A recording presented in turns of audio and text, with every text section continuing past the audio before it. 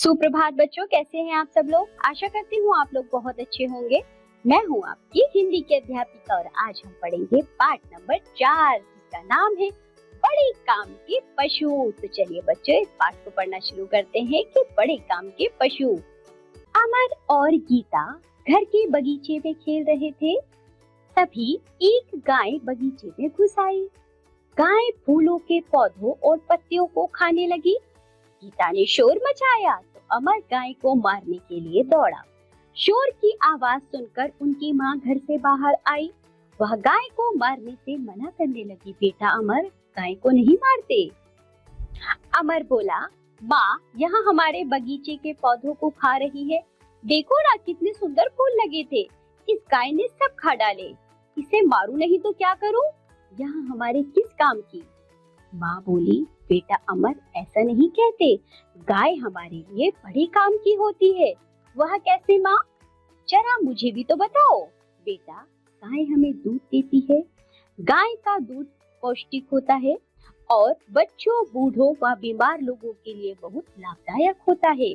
दूध पीने से हमारा शरीर मजबूत बनता है। इसके बछड़े बड़े होकर बैल बनते हैं और खेतों में हल खींचते हैं। गाय के गोबर से उपले बनते हैं। मरने के बाद भी गाय हमारे बहुत काम आती है। इसके चमड़े से जूते बनते हैं। सच माँ? तब तो गाय हमारे बड़े काम आती है। अब मैं इसे नहीं मारूंगा। अमर माँ से बातचीत कर ही रहा था कि तभी एक बिल्ली घर में घुसती दिखाई दी। गीता चिल्लाई, माँ माँ देखो, एक बिल्ली घर में घुस गई। यह रसोई में रखा सारा दूध पी जाएगी। भैया इसे मारकर भगाओ। माँ बोली, नहीं अमर, बिल्ली को भी नहीं मारना, यह भी हमारे लिए बड़े काम की होती है। अमर ने हैरानी से पूछा, वह कैसे भला? यह तो दूध नहीं देती। माँ ने कहा, ये बात ठीक है कि बिल्ली दूध नहीं देती, पर इससे हमें कुछ लाभ है।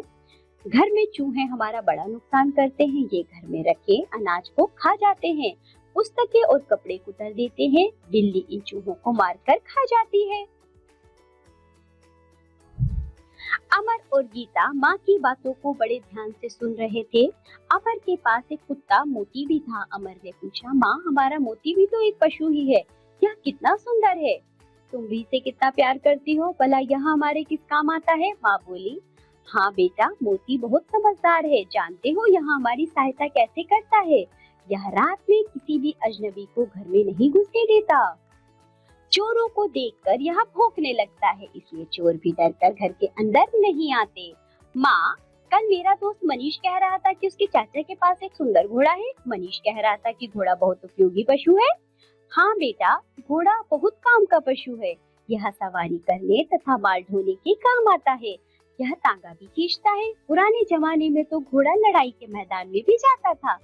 घोड़ा बहुत स्वामी भक्त होता है, इसलिए महाराणा प्रताप का घोड़ा चेतक आज भी याद किया जाता है। माँ ने कहा। अब गीता बोली, माँ कल मैंने बाजार में एक ऊंट देखा था। अब बताओ ऊंट हमारे किस काम आता है?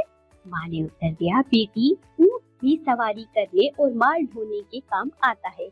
यहाँ हमारे देश के रेगिस्तानी भागों में पाया जाता है। यहाँ बालू पर तेजी से दौड़ सकता है, इसलिए इसे रेगिस्तान का जहाज कहते हैं। माँ, तब तो हर पशु हमारे लिए उपयोगी है।